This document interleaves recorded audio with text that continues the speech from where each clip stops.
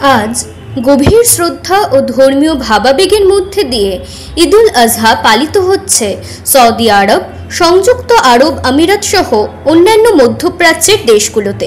আজ সকালে মক্কার পবিত্র মসজিদ মসজিদুল হারাম এবং মদিনার নববী মসজিদে হাজার হাজার মুসল্লির উপস্থিতিতে ঈদের নামাজ আদায় করা হয়।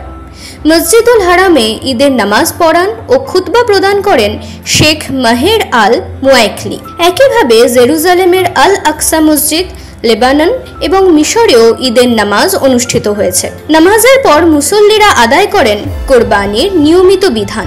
সিরিয়ার রাজধানী দামেস্কে গ্র্যান্ড মসজিদে অনুষ্ঠিত এক বৃহৎ জামাতে অংশ নেন অন্তর্বর্তীকালী প্রেসিডেন্ট আহমদ আল শারা।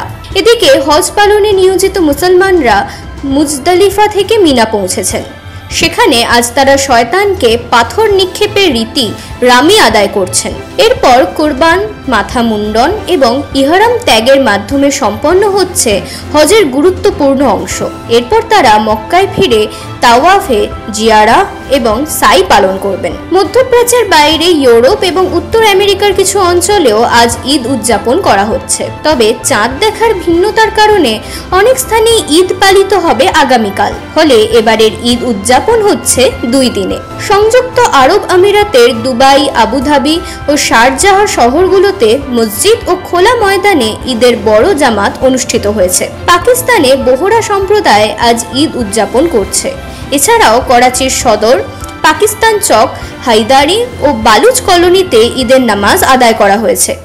ত্যাগ, অনুশাসন ও করুণার বার্তা নিয়ে আসে ঈদ উল আজহা। বিশ্বের সকল মুসলিম ভাই বোনকে জানাই আন্তরিক ঈদ মুবারক।